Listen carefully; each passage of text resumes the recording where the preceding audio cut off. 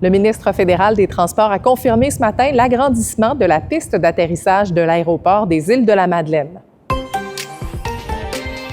L'ampleur du projet n'a pas encore été chiffrée, mais des appels d'offres et des travaux d'ingénierie qui seront prochainement vont permettre de préciser les sommes nécessaires. Stephen McKinnon assure que le prolongement de la piste va permettre d'assurer une meilleure sécurité et potentiellement d'élargir les marchés d'exportation pour les producteurs de fruits de mer. Ça réjouit le maire des Îles. C'est un bel outil nécessaire pour le développement économique de notre premier pilier économique qui est la pêche au mort. Et je pense que c'est là qu'on a une conjoncture intéressante qui a finalement fait basculer le gouvernement pour traiter le dossier de la piste des Îles-de-la-Madeleine comme dossier prioritaire. C'est le contexte économique et le contexte de guerre tarifaire avec les États-Unis.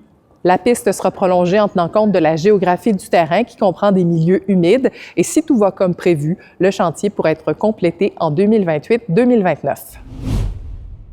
Les crabiers traditionnels du sud du golfe du Saint-Laurent vont pouvoir mettre davantage de casiers à l'eau le printemps prochain.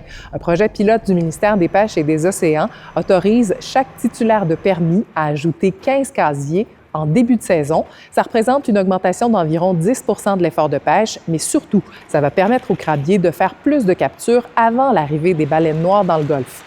Cette augmentation du volume en début de saison pourrait avoir des impacts quand même importants sur les transformateurs. Le projet pilote va justement permettre au MPO d'évaluer les répercussions de cette stratégie sur la ressource et sur l'industrie. Les aurores boréales sont bien présentes dans le ciel ces derniers temps. Depuis le 29 septembre, les conditions d'observation sont idéales chez nous comme ailleurs, selon ce spécialiste. C'est un cycle, en fait, qui dure 11 ans. Puis 2024 étant le centre du cycle, disons ça comme ça, le maximum.